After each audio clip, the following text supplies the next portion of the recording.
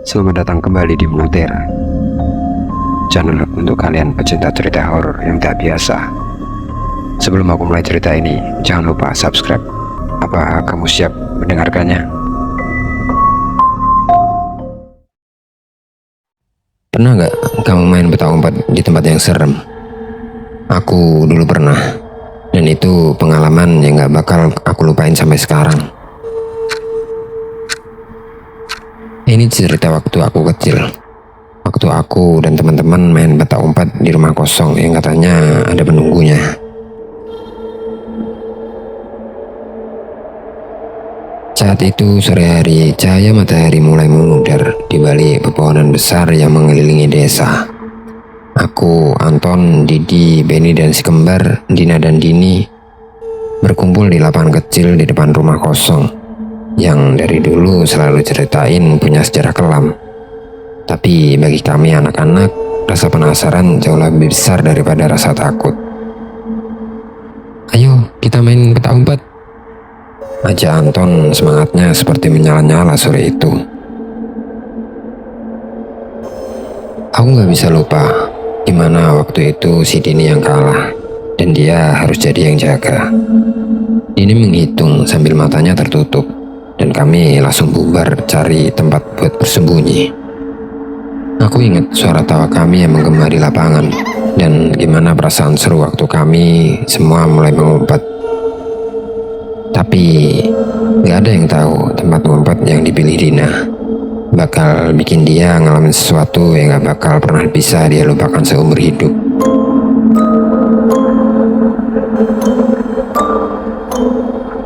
Dina dengan rasa berani yang mungkin sedikit terlalu besar buat anak kecil memutuskan buat masuk rumah kosong itu. Rumah tua dengan cat yang sudah mengelupas, pintu yang berderit, dan jendela yang pecah sebagian. Aku ingat suara langkah kakinya yang gemerisik di antara ranting-ranting kering yang berserakan di depan pintu. Kami semua bersembunyi di tempat yang relatif aman, gak jauh dari lapangan itu, kecuali Dina. Saat itu gak ada yang sadar kalau Dina benar-benar nekat. Rumah itu terkenal sebagai tempat yang dihindari warga, apalagi di malam hari. Banyak cerita tentang suara-suara aneh yang suka terdengar dari dalamnya. Sosok wanita berbaju putih yang konon sering terlihat di dekat jendela. Tapi siapa yang mau mikirin hal-hal kayak gitu di usia kami waktu itu? Kami cuma pengen main dan bersenang-senang. Aku yang bersembunyi di balik pohon besar di samping rumah bisa melihat Dina masuk ke dalam rumah itu dari jendela samping.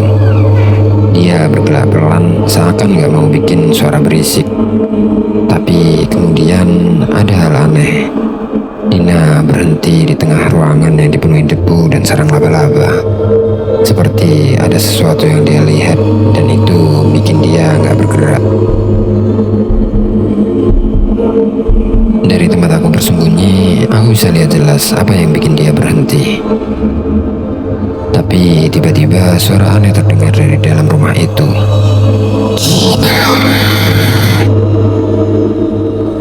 Suara lirih perempuan terdengar, menyeramkan, menggetarkan bulu kuduk. Aku refleks nunduk lebih dalam lagi di balik pohon, karena suara itu terlalu aneh buat jadi suara angin atau binatang. Aku mulai merasa aneh, merasa ada yang gak beres dengan permainan kami sore itu. Aku lihat Didi keluar dari tempat persembunyiannya dan jalan ke arah rumah itu. Tapi baru saja Didi mau nyamperin Dina, pintu rumah tua itu menutup sendiri dengan bunyi berderak keras. Membuat kami semua kaget dan mulai keluar dari tempat persembunyian kami. Kami semua berdiri terpaku di depan rumah kosong itu. Pintunya tertutup rapat seolah mengurung Dina di dalam. Kami ketakutan tapi gak bisa bergerak, seolah-olah kaki kami berat sekali. Dini dan Anton yang tadinya berani mendadak pucat, dan Benny mulai gemetar. Dari dalam rumah terdengar suara tangisan kecil, suara Dina yang memanggil nama kami. Dini, Dini.